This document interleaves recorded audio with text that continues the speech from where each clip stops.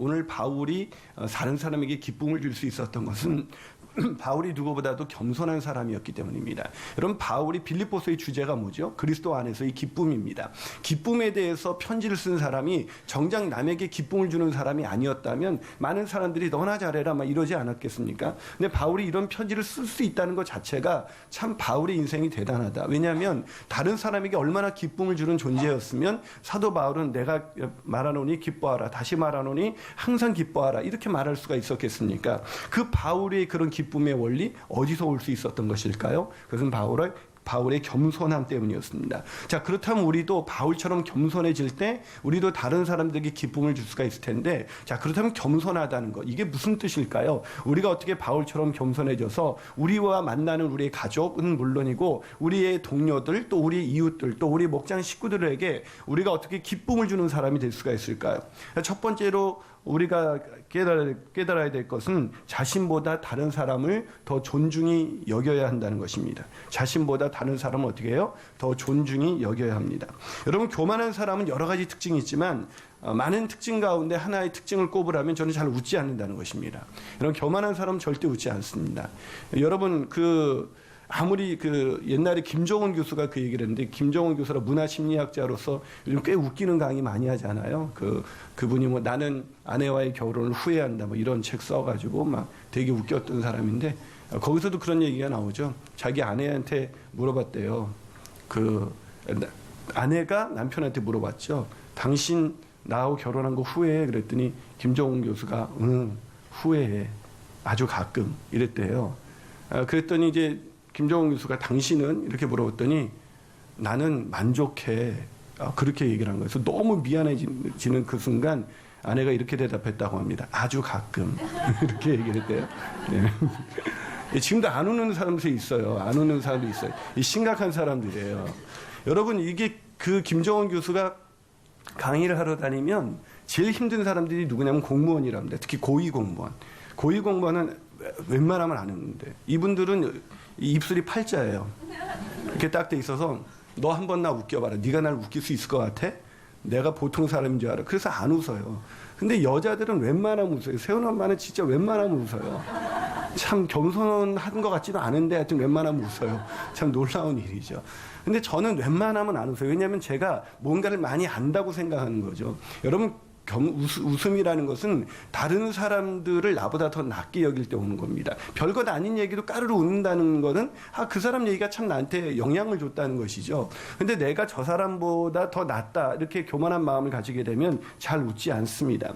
오늘 본문에 보면 빌립보 교인들은 잘 웃지 않았던 사람들입니다. 어떻게 하냐고요? 자, 오늘 본문에 보면 3절에 아무 일에든지 다툼이나 허영을 하지 말라 이렇게 얘기되어 있습니다. 무슨 얘기입니까? 빌립보 교인들이 지금 다투고 있다는 것입니다. 허영 속에 빠져 있는 것입니다. 왜요? 이들이 바울이 그렇게 어려워질 때 헌신적으로 헌금을 한 사람들이긴 하지만은 이 사람들은 교만했기 때문에 잘 웃지 않는 사람들이었습니다. 웃지 않으니까 빌립보 교인들의 교회 분위기가 얼마나 삭막하겠습니까? 제가 지난 화요일 날 모처럼 분당 수지 지구촌 교회 가서 새벽 예배 설교를 하고 왔습니다. 근데 제가 지구촌 교회에 있을 때는 몰랐었는데 우리 교회에 있다가 지구촌 교회를 다시 가니까 지구촌 교회가 그렇게 삭막한지 처음 알았습니다. 제가 웬만큼 웃겨도 잘 웃지 않는 거예요. 진짜 여기도 웃지 않는 사람들이 있어요. 제가 지금 지구촌 교회 온 것처럼 착각이 듭니다. 근데 우리 교인들이 워낙 반응이 좋다 보니까 지구촌 교회뿐만 아니라 다른 교회를 가면 잘 웃지 않는다라고 느끼는 것입니다. 그게 아니라 우리 교인들이 잘 웃는 것이죠. 웬만한 일들에 잘 반응을 하는 것입니다. 여러분, 저는 교회에 가면 항상 즐거워야 된다고 생각합니다. 교회에서의 즐거움은 우리가 서로를 낮게 여기기 때문에, 나보다 더 존중하기 때문에 그냥 별건 아닌 거에도 좋아하는 것이죠. 여러분, 누군가에 대해서 미움을 한번 가져보십시오. 절대 안 웃습니다. 여러분이 저를 만약에 미워하시잖아요? 그럼 제가 여기서 별짓을 해도 안 웃깁니다. 아무리 막 웃기는 얘기를 하고 다 웃겨도 다른 사람 다 웃을 때 저게 웃겨? 저 사람이 어떤 인간인데? 이렇게 생각을 하는 거죠. 무슨 얘기입니까? 이 웃음이라는 것은 특히 존중과 연관이 되어 있다는 걸 아세요? 그래서 회사에서 이렇게 높은 사람이 웃기면은 별로 안 웃기는 얘기인데도 다 웃는다고 합니다. 왜냐하면 이 높은 사람이 이렇게 자신이 존중하는 사람이 웃기면 웬만해서는 웃어줘야 된다는 그런 강박관념이 있는 거죠. 예, 지구촌 교회 있을 때도 이동훈 목사님이 웃기면 다 웃었습니다. 놀라운 일이죠. 진짜 옛날 유머, 청소년들에게 쓰면 돌맞을 유머를 쓰시는데도 막 그 집사님들이 얼마나 잘 웃는지요. 왜냐하면 그만큼 이동호 목사님을 존경하기 때문이죠. 여러분, 존경하면은 웃게 되어 있습니다. 거꾸로 말해서 존경하지 않으면 웃을 수가 없는 것입니다.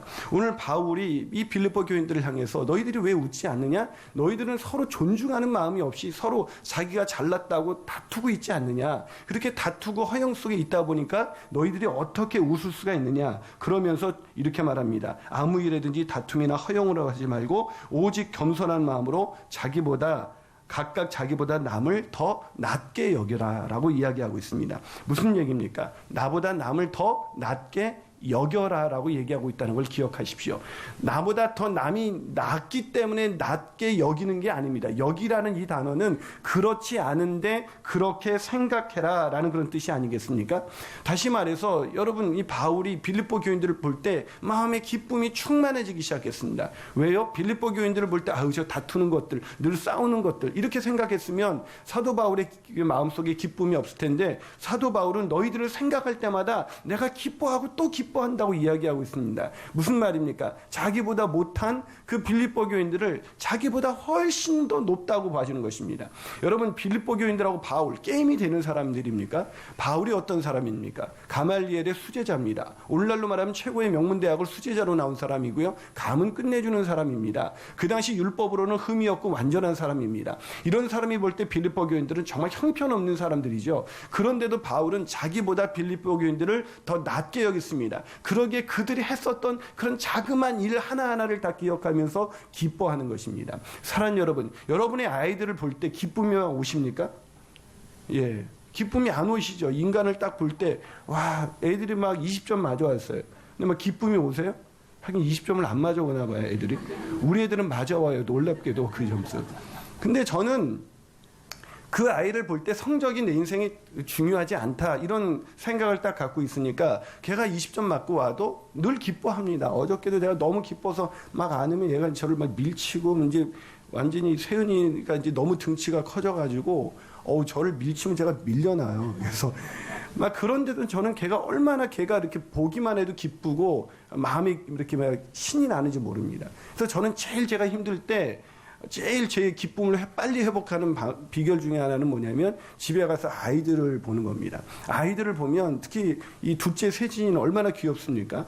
예, 별로 동의하지 않으시는 것 같아요. 얘는 생긴 것 자체가 만화 캐릭터 같이 생겨가지고 충분한 기쁨을 줍니다. 그래서 그 녀석은 또 이렇게 세은이는 내가 안으면 저를 밀쳐내는데, 세진이는 그래도 아직은 사춘기가 들어왔는지 제가 안으면 저로 꼭 붙어서 이렇게. 그래서 어저께도 밤에 한 11시쯤에 같이 그 옆에 이렇게 누웠었는데 제가 잠이 안 와가지고 리듬이 깨져버렸어요. 그래서 잠이 안 와가지고 제가 세진이 방 옆에 가서 있었더니 그 녀석이 저를 꼭 누구 아빠 여기서 잘 거예요. 그러면서 제 이불을 딱 덮어주는 거예요. 얼마나 행복한지. 여러분, 이게 우리의 마음 가운데 아이들을 볼 때 제가 기쁨이 충만하지만 애들의 성적을 볼 때 기쁨이 충만해지기가 굉장히 어렵다는 걸 여러분 아셔야 됩니다. 여러분이 그 성적 받으면 저처럼 기뻐할 수 없을 거예요. 여러분, 목사를 볼 때 기쁨이 오세요, 안 오세요? 예, 옵니까? 예, 감사합니다. 5명 오셨습니다. 대답하지 않으신 분들 지금도 안 웃고 계세요. 예. 이게 무슨 얘기입니까? 이 목사들도 보면은, 목사님들도 여러분을 볼 때 목사님의 어떤 좋은 점을 딱 보면은 늘 기쁨이 옵니다. 목사님 어떻게 저렇게 돼. 근데 목사님도 이렇게 허물들이 많이 있죠. 우리는 절대 빛이 아닙니다. 빛에 대해서 증거하러 온 사람들이죠. 근데 우리를 볼 때 단점이 하나의 눈에 딱 들어오기 시작해서 그것이 우리의 마음속에 콱 박히면요, 그 다음부터는 절대 웃지 않습니다. 절대 그 사람의 설교나 이런 것이 들어올 리가 없습니다. 왜요? 여러분, 그건 우리의 마음의 문제입니다. 이 사도 바울이 빌립보 교인처럼 다툼과 허영에 빠져 있는 이 사람들도 나보다 더 낫다라고 여긴다면 우리가 나보다 더 낫다라고 여기지 않을 사람이 누가 있겠습니까? 여러분의 남편을 보고 기쁨이 오십니까? 예, 이제 아멘이 안 나오시네요. 여러분, 기쁨이 오셔야 됩니다. 옆 사람에게 인사해 볼게요. 대개 남편이 당신보다 훨씬 나아요. 시작. 예. 예. 세은이 엄마 지금 안 하고 있었습니다. 예. 여러분, 대개 남편이 여러분보다 훨씬 더 낫습니다. 그리고 그렇게 믿고 살아야 앞으로 50년을 살지, 앞으로 어떻게 살 수가 있겠습니까? 이 인간하고 내가 왜 결혼했을까? 그때 내가 돌았지, 미쳤지, 이렇게 생각하지 말고 어떻게 이렇게 좋은 남편과 내가 살지? 그렇게 여기게 되시기를. 여기라는 거는 믿음이 있어야 가능한 거예요. 그렇게 여기게 되시기를 주님의 이름으로 축원합니다. 예, 한 발 더 나가서 겸손한 사람은 왜 다른 사람에게 기쁨을 주는 것일까요? 그것은 자신의 일보다 다른 사람의 일들을 더 돌아보게 되기 때문입니다. 오늘 본문 4절을 한번 읽어주시겠습니까? 자, 4절입니다. 있습니다. 시작. 각각 자기 일을 나의 기쁨을 충만케. 자, 사도 바울이 자기 기쁨을 어떻게 하면 자기가 기쁨이 충만해진다고 이야기하고 있습니까? 너희가 자기 일을 돌아볼 뿐 아니라 다른 사람의 일을 돌아볼 때 나의 마음은 정말 충만한 기쁨으로 가득 찬다라는 얘기를 하고 있습니다. 여러분, 이 겸손한 사람이 기쁨을 갖게 되지만 이 겸손이라는 것이 말로 되는 것이 아닙니다. 겸손은 행위입니다. 여러분, 말만 그럴듯하게 내가 뭐 한 게 있어야지 하면서 실제 행동은 그렇지 않게 행동하는 사람들이 얼마나 많이 있습니까? 저 자신도 그렇게 말은 교회 생활을 오래 하다 보면 말은 그럴듯하게 하는 법을 늘 갖게 되는 것 같습니다. 저도 모르게 말은 내가 무엇을 대답해야 될지를 늘 알고 있는데 문제는 저희 삶의 문제죠. 저희 행동이 그렇게 따라주지 않을 때가 얼마나 많은지 모릅니다. 여러분, 다른 사람을 존중한다는 것은요, 그 사람이 그 말로 알아차리는 것이 아니라 마음으로 알아차립니다. 여러분이 저한테 와서 아무리 제가 목사님 참 존중하죠 이렇게 얘기해도요, 그 마음이 아니면 저는 금세 알아차립니다. 여러분도 마찬가지 아니에요? 제가 여러분에게 주 안에서 사랑합니다 이사님 이렇게 얘기해도 그게 그냥 형식적인 말인지 아니면 진짜 우리를 사랑해서 하는 얘기인지 금방 사람은 눈치챕니다. 왜냐하면 사람은 영적인 존재이기 때문에 금방 알아차리는 거거든요. 특히 여자들은 이 육감이 발달해서 이 알아차리는 능력이 너무 뛰어납니다. 때로는 주님이 모르는 것도 알아때려서 그게 문제가 되긴 하지만 제일 하여튼 미치고 환장할 때는 아닌데 기라고 여자가 그렇게 할 때 진짜 미치고 환장하는 거죠. 여러분, 때로는 여러분의 육감도 틀리다는 걸 인정하셔야 돼요. 아멘이십니까? 예, 역시 앞에 사람들 막 웃는 사람들은 아멘도 잘하는데 저 뒤에 계신 분들은 아멘이 지금 거의 안 나오고 있어요. 여러분, 우리가 남을 존중한다, 이것은 무슨 얘기냐면 남을 돌아보는 행위로 나타나게 되는 겁니다. 겸손함은 남을 돌아보는 섬김으로 나타나게 되어 있습니다. 오늘 본문을 보면 각각 자기를 돌아볼 뿐더러 다른 사람의 일을 돌아보아, 이게 나론니 바롤소라는 그 구문으로 되어 있습니다. 그러니까 이렇게 할 뿐 아니라 A뿐만 아니라 B도라는 이런 그 구문을 사용할 때 사용되는 그런 수거죠. 무슨 얘기입니까? 자기 일을 돌아보지 않고 남의 일을 돌아보는 걸 말하지 않습니다. 여러분, 제일 불안한 사람이 누구냐면 자기 일은 안 돌아보는데 남의 일만 돌아보는 사람이 있습니다. 아주 위험한 사람들입니다. 이런 사람들은 굉장히 다른 사람들 결국 힘들게 만들죠. 여러분, 자기 일을 돌아보는 것이 우선적으로 중요합니다. 자기 할 일을 제대로 잘하는 사람, 그 사람이 남도 돌아볼 수가 있는 것입니다. 근데 자기 일도 돌아보지 않고 막 남의 일을 돌아보게 되면 그게 얼마나 힘든지 몰라요. 근데 어떤 사람은 자기 일만 돌아봅니다. 그 사람도 문제가 되는 것이죠. 자기 일을 돌아볼 뿐더러 다른 사람의 일도 돌아보는 사람. 제가 옛날에 그 지구촌교회 있을 때 전도사님 중에서 누가 제일 이쁘냐면 몇 가지 부류가 있는데 첫 번째, 자기를 못하는 사람이 있어요. 이분은 늘 다른 사람에게 이렇게 짐이 됩니다. 두 번째는 자기를 확실히 끝내는 사람이 있어요. 이 사람은 아주 확실히 끝내가지고 퇴근 시간 딱 되면 퇴근 딱 해버립니다. 근데 그런 사람들 별로 이렇게 뭐 도움이 안 되지는 않지만 그래도 좀 아쉬워요. 근데 정말 좋은 사람은 자기를 다 끝내놓고 옆 사람한테 뭐 내가 도와줄 거 없어? 이렇게 말하는 사람이죠. 여러분, 그런 사람이 있다면 얼마나 그 조직이, 그 공동체가 행복할 수가 있을까요? 여러분, 우리 인생 속에서 자기 일만 딱 끝내고 안 돌아보는 사람이 있습니다. 교회도요, 교회가 재밌어지려면 자기가 맡은 부서, 자기가 맡은 목장, 그것만 열심히 하는 사람들이 있는 교회는 결코 재밌지 않습니다. 정말 재밌는 교회는 자기 일을 딱 했을 뿐만 아니라 남이 하는 일들 가운데 저기도 내가 저 사람이 그때 한 사람 더 와주면 그게 참 기분이 좋고 신났었는데 나도 그렇게 해야지. 그러는 것이 참 그렇게 행복한 교회가 되는 것이죠. 가정도 마찬가지입니다. 근데 가정도 이렇게 보면 엄마들이 자기 일을 돌아볼 뿐더러 다른 사람 일을 돌아봐야 되는데 자기 일은 돌아보지 않고 아이의 성적만 돌아보는 엄마들이 있습니다. 그러다 보면 굉장히 힘들어지지. 너 할 일 다 했어? 애들도 묻고 싶어요. 엄마는 할 일 다 했어? 이렇게 묻고 싶은 거죠. 근데 엄마들도 막 할 일 다 안 하고 막 아침 막 딱 되면 전화가 오잖아요. 자기 뭐해? 그럼 나 그냥 있지. 뭐 그냥 있어. 할 일이 태산같이 있는데도 그냥 있다고 거짓말을 하고 그냥 휙 나가서 막 하루 종일 카페에서 그 아줌마들처럼 안 좋은 얘기 막 하루 종일 하다 보면 스트레스 받고. 그러니까 그 아줌마, 여러분 저녁에 남편이 퇴근할 때 여러분 왜 화가 나 있는지 잘 생각해 보셔야 됩니다. 여러분 남편이 뭔가를 잘못한 게 아니에요. 분명히 떨어져 있었기 때문에 남편이 여러분에게 잘못할 그런 가능성은 거의 없어요. 여러분이 화가 난 것은 낮에 만났던 그 아줌마가 문제였던 거예요. 그 아줌마하고 온갖 안 좋은 얘기를 막 동네 그 아줌마가 너한테 너 없을 때 무슨 얘기 한 거 알아? 또 그런 얘기 꼭 고자질해요. 그게 참 안 좋은 사람이에요. 여러분 남에게 무슨 잘못된 정보를 들으면 부정적인 얘기 들으면 옮기지 마세요. 그건 별로 좋은 얘기가 아니에요. 근데 좋은 얘기를 들으면 바로 옮기세요. 그럼 관계가 좋아지는 거예요. 여러분 이 말을 옮긴다는 건요, 뉘앙스까지 그대로 옮긴다는 건 결코 쉬운 일이 아니에요.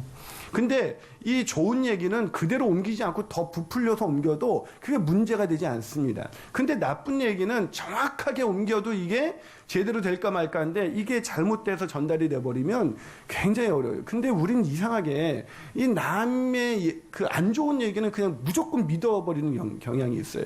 뭔가 좋은 얘기를 하면 진짜? 그럴 리가 없는데 뭐 이렇게 받아들이면서 누가 좋은 뭐 나쁜 얘기하면 내가 그럴 줄 알았어. 걔 평상시 행동이 막 이러면서 금방 동의가 되고 막 이렇게 진행이 되는 것이죠. 여러분 우리가 정말 우리 가정에서 이 자기 일을 정말 최선을 다해서 하고 막 그렇게 남편을 위해서 뭐 준비하는 그 일들도 여성에겐 정말 중요한 일이에요. 그게 얼마나 중요한 일인지 잘 모르죠. 우리 그 세연 엄마도 진짜 요즘 외부 사역이 워낙 바빠가지고 이 집에 일을 안 돌봐가지고 막 정말 제가 한 번은 양말을 3번째 갈아 신다가 펑크가 연속으로 나가지고 그런데도 제가 그래 제가 자 섬기자 해서 겸손한 마음으로 제가 막 진짜 그거 알아서 버리고 막 그런 적이 그래서 최근에 제가 결국 양말을 샀습니다.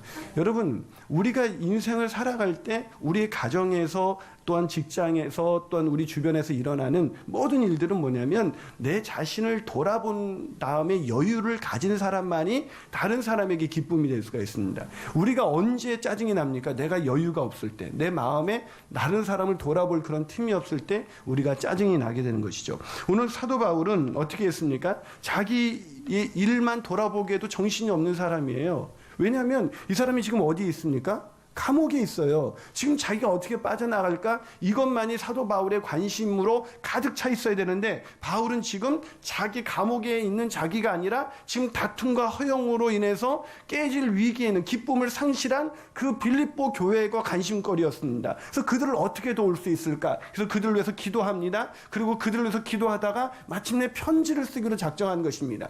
여러분 자기 안에서 그들을 위해서 할 수 있는 최선의 일을 다하는 이 사람 바울, 이 바울에게 하나님의 기쁨이 충만했다는 것을 기억하시기를 여러분 기억하시기를 바랍니다. 여러분 남을 돕는 사람이 오히려 기쁨이 충만한 사람입니다. 내 문제에 갇혀 있는 사람은 오히려 자신 안에 갇혀 있기 때문에 우울해지기 십상이고 자기 자신이 비참하다고 느끼기 십상이지만 남의 일을 돌아보는 사람, 그 사람은 늘 기쁨이 충만한 인생 살아갈 수가 있는 것입니다. 여러분의 가족 안에서도 여러분이 자신 위에 남편과 자녀들의 일을 돌아보는 저와 여러분이 되시기를 주님의 이름으로 축원합니다. 교회 안에서도 우리 부서나 우리 일 외에도 다른 사람을 돌아보는 저와 여러분이 되시기를 주님의 이름으로 축원합니다. 오늘도 한번 끝나시고 어머니 기도회 팀에 섞여서 한번 설거지 한번 해보고 가세요. 기쁨이 충만해질 줄로 믿습니다. 예, 아멘 하셨어요? 아멘. 다 이름 적으시고 가시기 바랍니다. 그 기쁨이 충만한 거예요. 그럴 때 새로운 사람을 알게 되고 기쁨이 충만해지게 되는 것이죠. 근데 조심할 게 있어요. 그때 막 누군가 도와주러 왔을 때 너무 많은 말을 하면 안 돼요. 너무 많은 말을 하면 오히려 상처를 입고 헤어질 수가 있습니다. 일을 할 때는 묵묵히 일을 하다 보면 기쁨이 충만하게 될 줄로 믿습니다. 마지막으로 겸손한 사람은 왜 다른 사람에게 기쁨을 주게 되는 것일까요? 그것은 그리스도의 마음을 품고 있기 때문입니다. 여러분 세상에 겸손해야 다른 사람에게 기쁨을 준다. 이거 모르는 사람이 누가 있겠습니까? 근데 문제는 뭐예요? 우리가 참 겸손해지기가 너무나 어렵다는 것이죠. 저도 늘 겸손해야지 뭐 이렇게 생각하는데 참 생각과 달리 제 입술은 얼마나 빠른지 저도 모르게 항상 제 의의를 막 주장하고 제 행동도 얼마나 빠른지 제 단점이나 이런 부분들이 가려지게 하려고 얼마나 애쓰는지 모릅니다.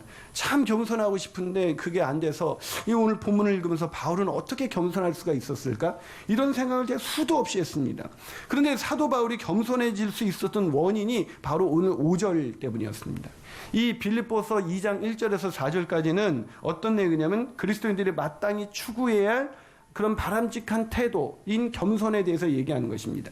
그리고 5절을 연결지면서 6절에서 11절까지는 그 완벽한 본보기가 바로 예수 그리스도다라고 소개하고 있는 것입니다. 자, 그리스도인들이 마땅히 겸손해야 되는데 그 겸손의 완성이신 완전한 모범이신 그리스도 그 사이에 5절이 있습니다. 이거를 연결해 주는 것. 너희들이 이렇게 살아야 돼. 그런데 완전한 그리스도처럼 살고 싶지? 그럼 너희 안에 이 마음을 품으라. 곧 그리스도 예수의 마음이니 라고 말하고 있는 것입니다. 무슨 얘기예요? 우리가 그리스도인답게 그리스도처럼 겸손하게 살기 위해서는 우리의 마음에 누구의 마음을 품어야 된다고요? 그리스도 예수의 마음을 품어야 된다는 거예요.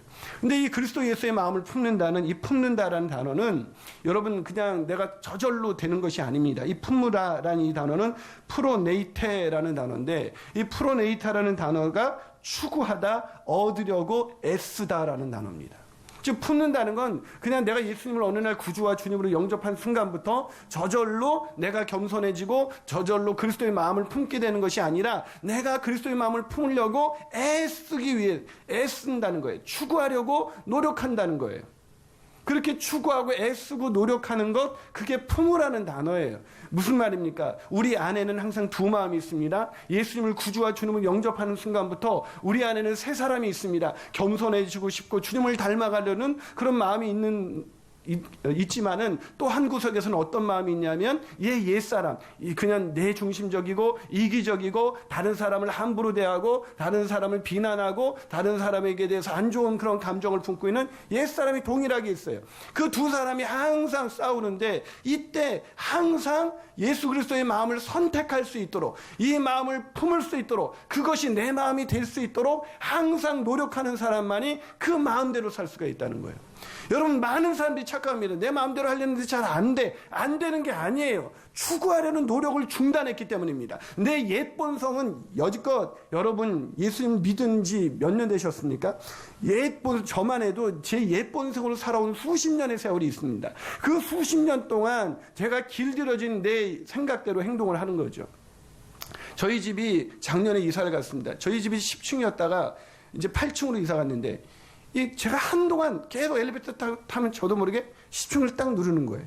10층까지 올라갔다 열리고 나서 아이고 이게 아니지 해서 8층으로 눌러요. 근데 참 우습습니다. 제가 그걸 내가 8층으로 이사 갔다는 걸 모릅니까?